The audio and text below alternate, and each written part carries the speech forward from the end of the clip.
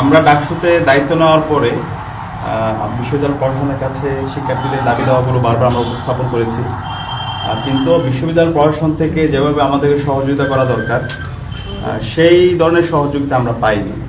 প্রতিবারে যখন আমরা শিক্ষার্থীদের দাবি দেওয়া নিয়ে প্রশাসনের কাছে যাই, আমাদেরকে বিভিন্ন ধরনের তাদের বাজেটের ঘাটতির কথা বলা হয়, ফান্ড নাই বলা হয়। তো আমরা চাইলে বসে থাকতে পারতাম, বিশ্ববিদ্যালয়ের যে বাজেটের ঘাটতি অথবা তাদের যে সংকট এগুলোর কথা বলে আমরা বসে থাকতে পারতাম, কিন্তু আমরা বসেছিলাম না। আমরা একই সাথে বিশ্ববিদ্যালয়ে যারা অ্যালামনাই আছে এবং বিভিন্ন ধরনের যে ইনস্টিটিউশনগুলো আছে, দেশের বাইরে যে রিসোর্সগুলো আছে সেগুলোকে আমরা মোবিলাইজ করার চেষ্টা করেছি এবং তার উদ্যোগে আমরা প্রত্যেকটা জায়গায় আমরা কাজ করেছি। ইতিমধ্যে আপনারা আমাদের যে রিপোর্ট পাবলিশ করেছে সেখানে দেখতে পেয়েছেন, আমরা যে ইস্তেহারগুলো দিয়েছি প্রত্যেকটা আমরা অ্যাড্রেস করার চেষ্টা করেছি। বিশ্ববিদ্যালয়ের সবচেয়ে অবহেলিত অবস্থা ছিল গত বছরে বিশ্ববিদ্যালয়ে যতগুলো মসজিদ আছে সেই মসজিদগুলো, বিশ্ববিদ্যালয় কেন্দ্রীয় মসজিদ 65 বছর পরে আমরা সংস্কার করেছি। এটা আপৎকালীন সংস্কার, প্রায় 3 কোটি টাকার মতো সংস্কারের কাজ হয়েছে।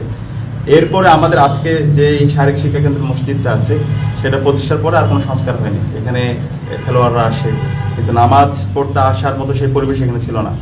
বর্ষাকালে এখানে মাঠের মধ্যে পানি উঠে যায়, মসজিদের মধ্যে পানি উঠে যেত, খুবই স্বেচ্ছাচারিত অবস্থায় ছিল।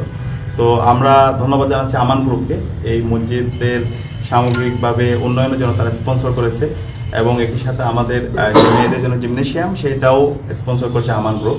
আমরা ডাকসুর পক্ষ থেকে এবং ঢাকা বিশ্ববিদ্যালয়ের শিক্ষার্থীদের পক্ষ থেকে তাদেরকে আন্তরিকভাবে ধন্যবাদ জানাচ্ছি। এবং আপনারা ইতিমধ্যে জানেন এই শারীরিক শিক্ষা কেন্দ্রের আধুনিকায়ন করার জন্য বিসিবি থেকে 2 কোটি টাকার একটা ফান্ড এসেছে। একই সাথে মসজিদ সংস্কার এবং মেয়েদের জন্য জিমনেশিয়ামের জন্য প্রায় 60 লাখ টাকার মতো আমরা প্রজেক্ট নিয়ে এসেছি। তো সব মিলিয়ে 2 কোটি 60 লাখ টাকার কাজ এটা হচ্ছে এবং এই কাজ শেষ হলে পুরো শারীরিক শিক্ষা কেন্দ্রের আমূল পরিবর্তন হবে।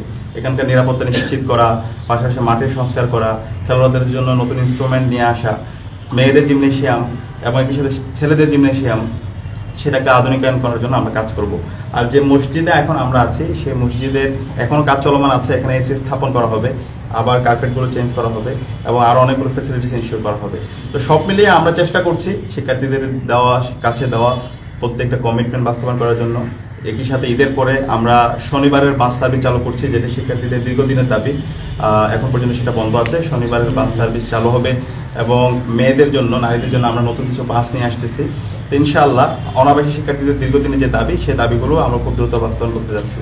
তো আমরা ইনশাআল্লাহ আমাদের এই ক্যাম্পাসটাকে এমন একটা স্টেজে নিয়ে যাব যেন আর কখনো ক্যাম্পাসের শিক্ষার্থীরা তাদের বিভিন্ন ধরনের যে সংকটগুলো বিগত সময় তৈরি করা হয়েছিল কৃত্রিমভাবে, সেই সংকটগুলো যেন তাদের ফেস করতে না হয়। চমৎকার একটা সুন্দর একটা ক্যাম্পাস তারা পাবে, একটা নিরাপদ ক্যাম্পাস পাবে ইনশাআল্লাহ। এবং ভবিষ্যতে যারা আসবে তারা আরো ভালো ক্যাম্পাস ভবিষ্যতে যারা আসবে তাদের জন্য রেখে যাবে ইনশাআল্লাহ।